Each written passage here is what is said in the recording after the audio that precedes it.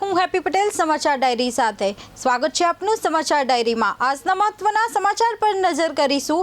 સારંગપુર મંદિરના ટ્રેડમાર્ક વિવાદના મુદ્દે બનાસકાંઠાના પાલનપુર ખાતે બ્રહ્મ સમાજની મહત્વપૂર્ણ બેઠક યોજવા જઈ રહી છે।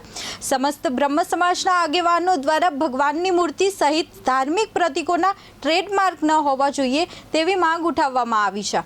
બ્રહ્મ સમાજના જણાવ્યા મુજબ આ મુદ્દે બેઠકમાં ઠરાવ પસાર કરવામાં આવશે તેમજ સમગ્ર મામલાના તાલુકા અને ગ્રામ્ય સ્તર સુધી પહોંચાડવા માટે આગામી રણનીતિ પણ ઘડવામાં આવશે। બેઠકમાં મોટી સંખ્યામાં સમાજના આગેવાનો અને સભ્યો ઉપસ્થિત રહેવાના છે।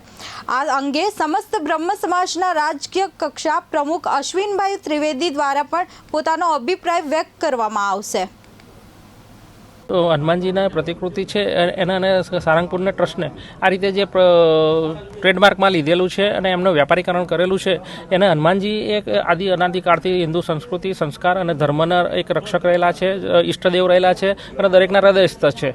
તો એવા હનુમાનજીનું છે એ ટ્રેડમાર્ક કરી વ્યાપારીકરણ કરી શકાય નહીં। શ્રી સમસ્ત ગુજરાત બ્રહ્મ સમાજ રાજ્ય કક્ષા એનો સખત શબ્દોમાં વખોડી કાઢે છે અને એ આ જે છે રામાયણકાળથી હનુમાનજી ચાલેના પ્રતિકૃતિ ચાલી આવી છે। કોઈ પણ વ્યક્તિ સંસ્થા મંડળ કે ટ્રસ્ટ કોઈ પણ આ હિન્દુ દેવ દેવતા છે કે એના ચિહ્નો છે, પ્રતિકો છે, ધાર્મિક પ્રતિકો છે એનું ટ્રેડમાર્ક લઈ શકે નહીં એવું સુપ્રીમ કોર્ટનો પણ ચુકાદો છે। એ ચુકાદાને પણ ઓળંગીને આ લોકોએ વ્યાપારીકરણ કર્યું છે। આજે અહીંયા પાલનપુર ખાતે સમસ્ત ગુજરાત બ્રહ્મ સમાજ રાજ્ય કક્ષાના જ્યારે રાજકીય મહાનુભાવોને સન્માનવાનો કાર્યક્રમ થઈ રહ્યો છે, મહાનગરપાલિકા અને પંચાયતના જે સભ્યો અમારા ચૂંટાયેલા છે